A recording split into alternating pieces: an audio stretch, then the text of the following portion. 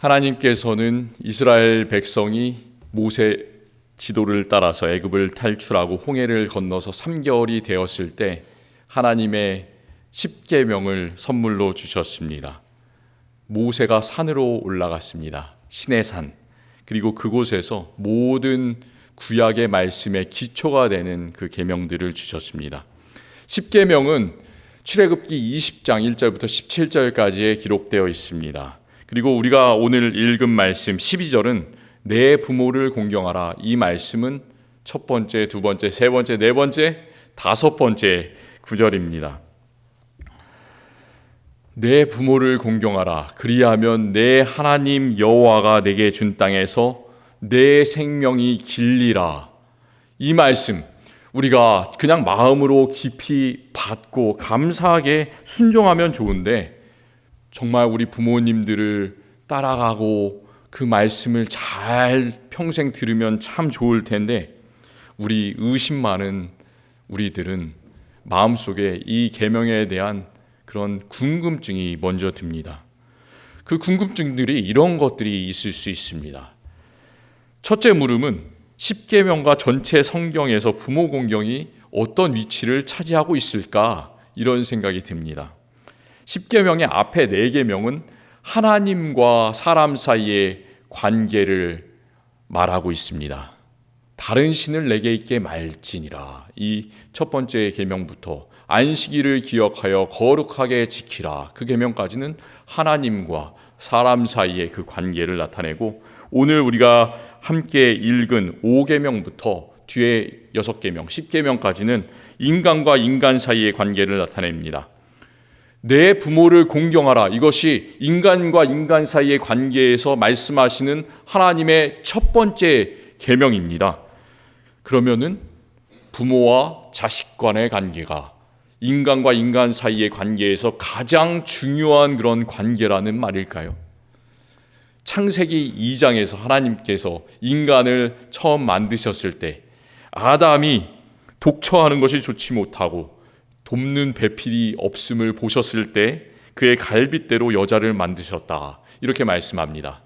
그러면은 부모와 자식 간의 관계보다 부부 사이에 남자와 여자, 아내와 남편 사이의 관계가 더 중요한 것이 아닌가 이런 생각이 듭니다.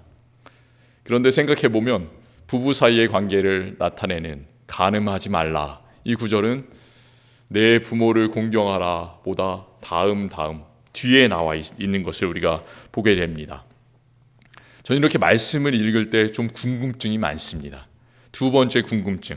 내 부모를 공경하라 했는데 과연 공경이라는 것의 뜻이 무엇일까 궁금합니다. 어떻게 하는 것이 바로 부모님을 공경하는 것일까? 만약에 우리 부모님이 좋은 부모님일 수도 있지만 때때로 우리가 나쁜 부모님께 날 수도 있지 않습니까? 우리 부모님이 나쁜 부모님이라서 우리에게 시키는 명령들이 좋지 않으면 우리는 어쨌든 어찌됐던 부모님을 따라야 되는 것일까요? 아니면 따르지 않아도 되는 것일까? 궁금합니다. 그리고 우리가 어렸을 때는 부모님 말씀을 잘 들을 수도 있지만 머리가 커가고 키가 커가고 어른이 되면서 부모님을 어떻게 똑같은 마음으로 섬길 수 있을지 궁금해집니다. 그리고 세 번째 물음, 부모님의 공경의 상황과 관련된 물음이 있습니다. 하나님께서 이스라엘 백성에게 십계명을 주신 지가 참 오래 지났습니다. 3,000년이 넘게 지났습니다. 그 당시의 세상은 우리가 살고 있는 세상과는 완전히 다른 세상입니다. 그런데 어떻게 우리가 부모 공경의 그 하나님의 뜻을 똑같이 그 당시와 같이 받아들일 수 있을까? 우리가 궁금해집니다.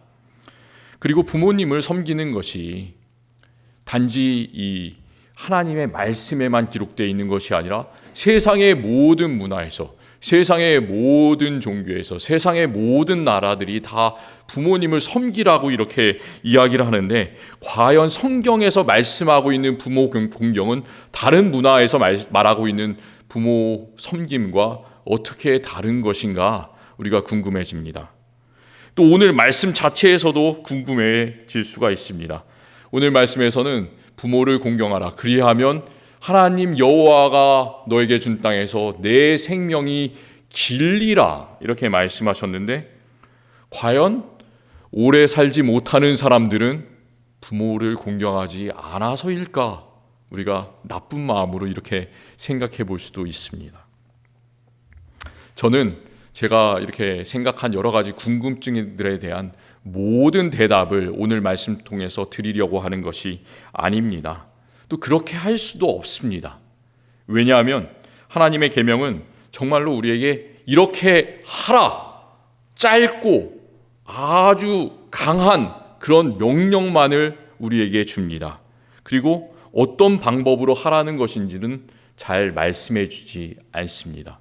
어떤 방법인지는 그 뒤에 나오는 성경의 말씀을 우리가 잘 읽고 또 우리가 살아가는 삶 속에서 하나하나를 적용해 보아야 합니다.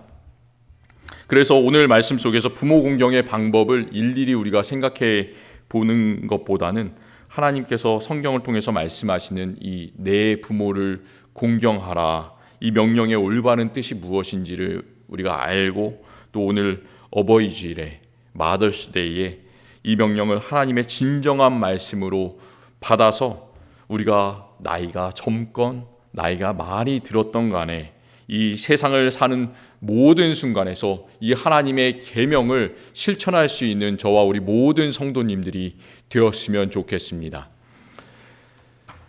그럼 과연 공경이 무슨 뜻일까요? 성경이 말하는 공경은 오늘 말씀에서 공경하라 할 때 히브리어 단어는 카바드라는 단어를 쓰고 있습니다. 이 단어는 이런 뜻이 있습니다. 무겁게 한다, 중요시한다, 강조한다, 그런 뜻이 있습니다. 그것이 바로 공경의 뜻입니다. 그래서 부모나 다른 사람들을 존경한다, 높인다, 이 뜻 말고도 성경의 다른 여러 곳에서는 이 카바드라는 단어, 이 공경과 똑같은 그런 단어를 다른 뜻으로 다양한 그런 성경의 구절들에서 사용하고 있습니다. 예를 들어서 제가 두 구절을 설명을 해드릴게요. 창세기 13장에서 아브라함과 조카 롯이 있었습니다. 아브라함도 잘 살게 되고 조카 롯도 하나님께서 축복해 주심으로 잘 살게 되었습니다. 그래서 이제는 한 공간에 머무를 수가 없게 되었고 그들이 서로 나눠져서 다른 곳으로 가야만 했습니다. 우리가 아는 것처럼 아브라함은 정말로 비옥하지 않은 척박한 그 땅, 가나안 땅으로 갔고, 그리고 롯은 비옥해 보이는 요단 동편에 있는 소돔과 고모라가 있었던 그 땅으로 갔습니다. 그때 창세기 13장은 이렇게 말하고 있습니다. 아브라함에게 가축과 은과 금이 풍부하였더라. 그 풍부하였더라 할 때 그 공경하다라는 것과 같은 단어를 씁니다. 또 출애굽기에서 하나님께서 애굽왕 바로에게 여러 가지 재앙을 내리셨습니다. 그리고 재앙을 내릴 때 바로가 이 사람이 한 번의 그런 재앙을 내리셨을 때 들었으면 참 좋았을 텐데 그 마음이 완강했다. 하나님께서 그 마음을 더 완악하게 하셨다. 그런 구절들이 여러 차례 나오고 있습니다. 이 완강, 완악 이 단어를 쓸 때 참 신기하게도 공경하다라는 것과 같은 단어를 성경은 쓰고 있습니다. 그러니까 공경하다라는 말은 영어에서 말하는 respect, honor 이런 것보다 훨씬 더 아주 깊고 중요한 뜻을 가지고 있습니다. 예수님께서 자신을 낮추시고 하나님께 복종하셔서 우리를 구원하셨던 것처럼 공경하라는 말은 내 자신의 뜻보다 부모의 뜻이 훨씬 더 무겁다, 훨씬 더 중요하게 여긴다, 이런 말을 담고 있습니다. 또 아브라함이 가진 모든 것이 풍요로웠다 하는 것처럼 부모의 마음이 메마르지 않고 항상 부모님의 마음을 풍요롭게 해드리는 것, 그것이 바로 공경이라는 것의 뜻입니다. 또 바로의 마음이 완악해졌다, 완강해졌다 이렇게 말할 때는 참 좋지 않은 그런 뜻이지만 똑같은 단어를 부모님께 적용한다면 약해지신 부모님의 몸과 마음을 아주 강하게, 정말 강하게 세워드리는 것, 완강이라고 할 때처럼 강하게 세워드리는 것, 그것이 바로 공경의 뜻입니다. 부모님을 내 자신보다 더욱더 중요하게 높이고, 또 부모님의 마음을 풍요롭게 해드리고 부모님을 강하게 세워드리는 것, 이것이 바로 성경이 말하고 있는 공경의 뜻입니다. 이렇게 부모님을 공경하는 자녀들이 되었으면 좋겠습니다. 성경에서 우리는 부모님을 공경한 많은 사람을 찾아볼 수가 있습니다. 그 중에서 우리는 우리 주 예수 그리스도의 공경의 마음, 그 모습을 통해서 가장 깊은 공경을 배웁니다. 예수님을 잘 보면 예수님께서는 불효자인 것처럼 보입니다. 인간적으로 볼 때는. 예수님이 공생애를 시작하시고 얼마 되지 않아서 그의 고향 갈릴리에서 하나님의 일을 시작하셨을 때, 하루는 예수의 어머니 마리아와 동생들이 집 밖에 와서 한 사람을 시켜서 예수님을 부른 적이 있습니다. 그때 예수님께서는 보통 자녀들 같으면 오, 어머니, 그리고 당장 나가보아야 될 것 같은데 예수님께서는 그렇게 하지 않으시고 도리어 이런 질문을 하십니다. 누가 내 어머니며 동생들이냐 하시고, 누구든지 하나님의 뜻대로 행하는 자라야 내 형제요 자매요 어머니이다. 이렇게 말씀하셨습니다. 이렇게 어머니에게 매정하게 대하신 것처럼 보입니다. 또 3년이 지나지 않아서 그 말씀을 하신 다음에 예수님께서는 결국 그의 어머니가 지켜보는 가운데 십자가 앞에서 죽으셨습니다. 그러나 우리는 불효자와 같은 그런 예수님의 이런 선택이 그의 진정한 아버지이셨던 하나님의 뜻을 이루기 위한 과정이라는 것을 알 수가 있습니다. 사실 예수님께서는 그 부모를, 육신의 부모를 진정으로 공경하셨습니다. 예수님께서 12살이 되셨을 때 그의 가족들이 예루살렘에 올라가서 유월절 절기를 지키려고 했습니다. 그때 예수님은 성전에 들어가서 그곳에 있는 많은 선생님들하고 이제 이야기를 나누고 토론을 했습니다.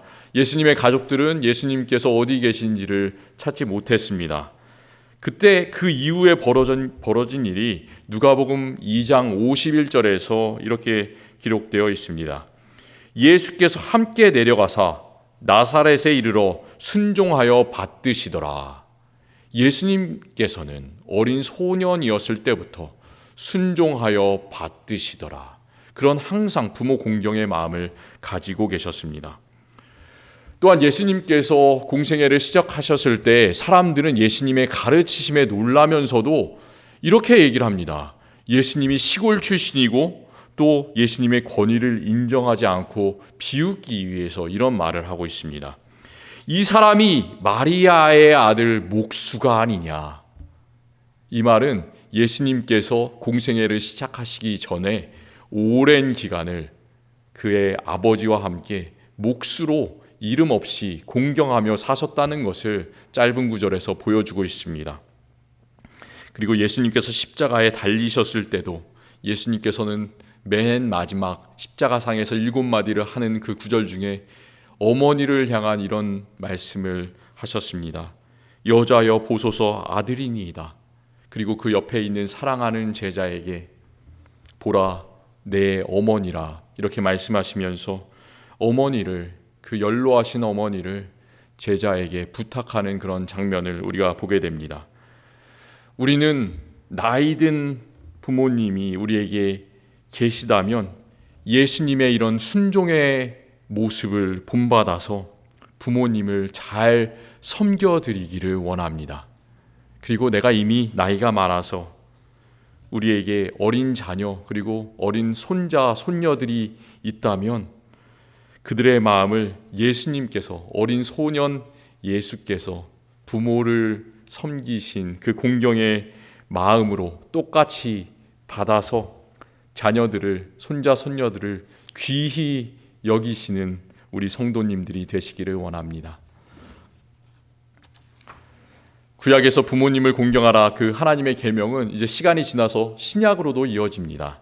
그래서 사도 바울의 편지에서도 바울이 이렇게 기록하고 있습니다. 에베소서 6장 1절부터 3절에서 10계명 가운데 부모 공경의 계명을 이렇게 좀 더 길게 설명하고 있습니다. 자녀들아, 주 안에서 너희 부모에게 순종하라. 이것이 옳으니라. 내 아버지와 어머니를 공경하라. 이것은 약속이 있는 첫 계명이니 이로써 내가 잘되고 땅에서 장수하리라. 우리가 참 오래 살기를 원합니다. 그리고 이 말씀이 정말로 하나님의 말씀인 것으로 우리가 봤습니다. 그런데 한 가지 참 어려운 점은 과연 이렇게 이 옛날에 하나님께서 말씀하신 명령이 과연 나에게도 지금 현재 적용되는 것인가, 그런 점입니다. 하나님은 이스라엘 백성들에게 명령을 주셨습니다. 그런데 예수님도 이스라엘 지파, 유대 지파에서 나셨고 또 바울도 유대인이고 베냐민 지파이고 후손이니까 당연히 그들은 하나님께서 주신 이 10계명을 따라야 한다고 생각할 텐데, 그런데 수천 년이 지난 우리가 이 명령을 어떻게 지킬 수 있을 것인가 쉽지가 않습니다. 어떻게 우리는 그 명령을 단지 이스라엘 백성에게 준 그런 명령으로 뿐만이 아니라 하나님께서 이 시간 3000년이 지난 다음에 2000년이 지난 다음에 우리 자신에게 주시는 그 명령으로 그대로 받아들일 수 있겠습니까? 저는 신명기 5장에 있는 말씀을 강조하고 싶습니다. 하나님께서 이스라엘 백성이 애굽을 나온 다음에 겨우 딱 3개월 있다가 10계명을 선물로 주셨습니다. 그들은 하나님께 불순종했기 때문에 여호수아와 갈렙 이 두 사람을 제외하고는 20살이 넘는 성인들은 전부 다 40년간의 광야 생활 속에서 방랑하다가 그 광야에서 죽임을 당할 수밖에 없었습니다. 마찬가지 모세도 가나안 땅이 바로 앞에 보이는 그 요단강 건너편까지는 이르렀는데 그 요단강을 건너지 못하고 그 모압 평지에서 죽임을 당할 수밖에 없었습니다. 그런데 모세는 그 어린 사람들을 20세 안 되는 그 다음 세대들을 너무나 사랑했습니다. 생의 마지막 순간이라고 될 대로 되라 이렇게 한 것이 아니라 정말로 하나님께서 주셨던 그 계명을 자신의 마음속에 되새기면서 모든 백성들을 다 그 모압 평지에 모아서 자신이 받은 계명을 다시 자신의 입으로 이 정말 아무것도 모르는 다음 세대에게 들려주고 있습니다. 그러면서 그들이 항상 하나님의 말씀에 순종하면서 살아갈 것을 그들에게 요구하고 있습니다. 그들을 격려하고 있습니다. 그래서 신명기 5장에서는 우리가 오늘 읽은 출애굽기 20장에서 하나님께서 맨 처음 자신에게 40년 전에 말씀하신 그 10계명을 똑같은 말씀으로, 거의 똑같은 말씀으로 다시 한번 들려주고 있습니다. 그 세대들은 전부 다 10계명을 받지 않은 사람들입니다. 시내산에서, 호렙산에서 하나님과 모세 사이에 이스라엘 백성에게 어떤 놀라운 일이 일어났는지 전혀 알지 못한 사람들입니다. 그냥 귀로 듣기만 한 그런 사람들입니다. 그 사람들에게 모세는 이렇게 명령하고 있습니다. 우리 하나님 여호와께서 호렙산에서 우리와 언약을 세우셨으니 이 언약은 여호와께서 우리 조상들과 세우신 것이 아니요 오늘 여기 살아있는 우리 곧 우리와 세우신 것이라. 저는 이 말씀이 저에게 주신 하나님의 말씀으로 받기를 원합니다. 우리 모든 성도님들에게 주신 하나님의 명령으로 받으시기를 원합니다. 이 명령은, 이 언약은 우리 조상들과 세우신 것이 아니요 오늘 여기 살아있는 곧 우리와 세우신 것이라. 이 언약은 3000년 전에 이스라엘 백성과 세우신 것이 아니요 오늘 여기 살아있는 우리 앵커리지 제1장로교회 성도들과 세우신 것이라. 이렇게 받으시기를 바랍니다. 이것은 옛날 말씀이 아닙니다. 하나님의 모든 말씀들은 살아있고 움직이고 그래서 좌우에 날선 어떤 검보다도 예리해서 우리의 관절과 골수를 찔러 쪼개고 우리의 마음과 생각을 감찰하고 변화시키는 말씀으로 받으시기를 바랍니다. 그러면서 모세는 신명기 5장에서 부모 공경의 계명에 대해서 이렇게 말씀하고 있습니다. 너는 내 하나님 여호와께서 명령한 대로 내 부모를 공경하라. 그리하면 내 하나님 여호와가 내게 준 땅에서 내 생명이 길고 복을 누리리라. 출애굽기 20장 말씀과 비교해 봤을 때 모세는 그 말씀을 다시 반복해서 들려주는 동시에 딱 한마디를 더 추가하고 있습니다. 그 말은 내 생명이 길고 복을 누리리라.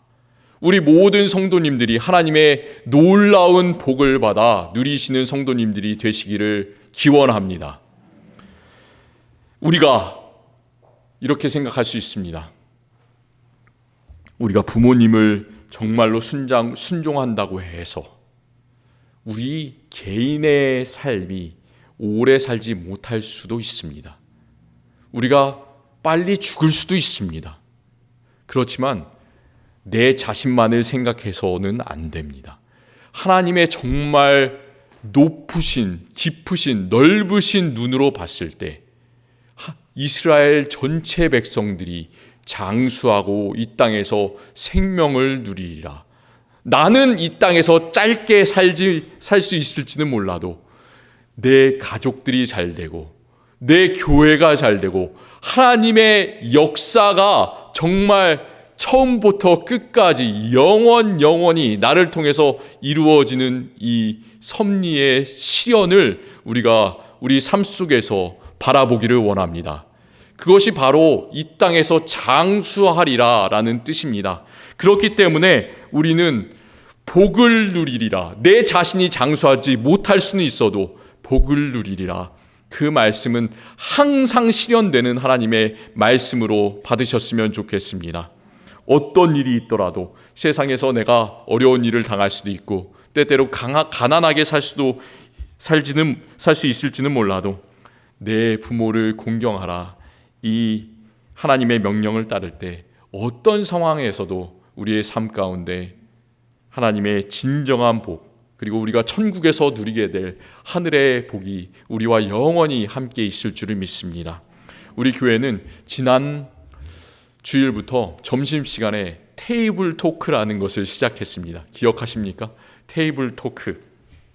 그날 말씀과 관련된 그런 내용들을 테이블에 앉아서 함께 식사를 나누시고 교제하는 가운데 함께 나누는 시간입니다. 오늘은 이런 것들을 나누셨으면 좋겠습니다. 지금까지 살아오시면서 부모님들과 함께 했던 그런 시간들 중에서 내가 가장 기억에 남는 순간이 무엇이었는지 짧게 나누셨으면 좋겠습니다. 저는 이 물음에 대한 답을 제 인생 속에서 찾아봤습니다. 오늘이 어머니 날이잖아요. 그래서 어머니 얘기만 하면은 너무 지루할 것 같아서 저는 아버지에 관한 이야기를 제 삶 속에서 생각해 봤습니다.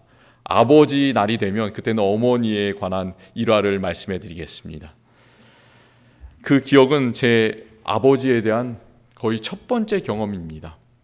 제 아버지께서 아주 이제 나이가 많이 드셔서 목회를 시작하셨습니다. 그런데 목회를 시작하시기 전에 제가 아주 어렸을 때는 김포공항 근처에 있는 그 가까운 동네에서 중학교에서 도덕 과목을 가르치시는 교사를 하셨습니다.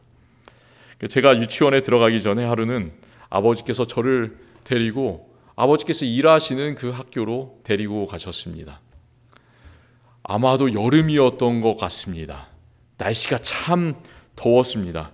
그리고 그때는 여름방학이어서 학생들은 나오지 않았는데 선생님들이 하루에 이제 한 명씩 돌아가면서 숙직 근무를 하던 그런 시절이었습니다. 그래서 그곳에 아마도 이런 샤워실 같은 데가 있었습니다. 저를 손을 붙잡고 데리고 가셔서 저에게 등목을 시켜주셨습니다. 그리고 저도 아버지의 등에 물을 마구 이렇게 부었던 걸로 기억이 납니다. 그때 아버지께서 제 등에 부었던 그 물은 지금까지 제가 맞아봤던 그 샤워 물 중에서 가장 시원했던 물이었습니다. 그때는 아버지의 등이 정말로 참 넓고 근육도 많으셨던 걸로 기억을 하는데, 이제는 아버지도 80이 넘으셨고 어머니도 70이 넘으셔서 참 약해지셨습니다. 이런 기억들을 떠올리다 보니까 지금까지 부모님들께 사랑합니다 고백을 참 안 하고 살았구나, 불효자로 살았구나, 그런 생각이 많이 듭니다. 그래서 저는 오늘 이 어버이 주일을 맞아서 한국에 계신 부모님께 한마디를 드리고 싶습니다. 부모님 사랑합니다. 존경합니다. 오늘 하루뿐만이 아니라 항상 부모님 사랑하고 존경합니다. 그 말을 진정으로 드리고 싶습니다. 우리에게도 부모님이 지금까지 살아계시다면 사랑합니다, 이 말씀을 많이 하시는 우리 자녀들이 되었으면 참 좋겠습니다. 그리고 나에게 손자, 손녀들, 그리고 자녀들이 있다면, 그리고 가족들, 사랑하는 가족들이 있다면 사랑한다, 참 착하다, 이런 격려하는 말을 많이 하시는 부모님, 그리고 할아버지, 할머니들이 되시기를 바랍니다. 그때 하나님께서는 우리 교회에 속한 모든 가정을 서로 순종하고 사랑하는 가운데 주님만 섬기는 귀한 가정으로, 복된 가정으로 만들어 주심을 믿습니다. 기도하겠습니다. 하나님, 참 감사합니다. 우리가 이 땅에 살아갈 수 있는 것도, 이 땅에 태어날 수 있는 것도 다 하나님의 은혜이고 기적임을 압니다. 그리고 좋던 나쁘건 우리에게 사랑하는 어머니, 사랑하는 아버지를 주셔서 우리가 이 땅에 있게 하시고, 이 땅에서 하나님의 복을 누릴 수 있게 하시고, 구속받은 자로서 하나님을 찬양하고 살아갈 수 있도록 하시니 감사합니다.